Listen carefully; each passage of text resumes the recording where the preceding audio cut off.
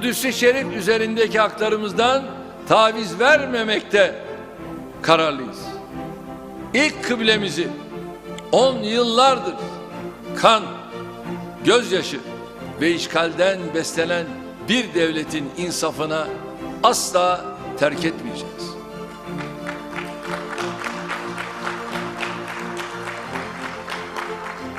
Zira biz özellikle o harem-i şerifi, o Kuds-i Şerifi çok farklı tanımış, anlamış olan bir ümmetiz, milletiz.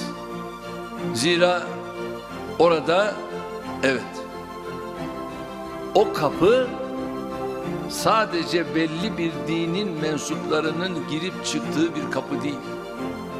O tamamıyla evet, İbrahim dininin, İbrahim milletinin mensuplarının rahatlıkla girebileceği bir kapı olarak inanılmış ve böyle açılmıştır.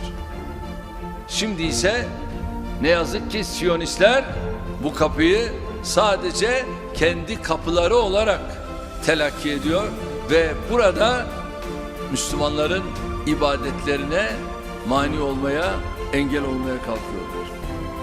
Filistin'de yaşanan son gelişmeleri yine Birleşmiş Milletler Genel Kurulu'na götüreceğiz.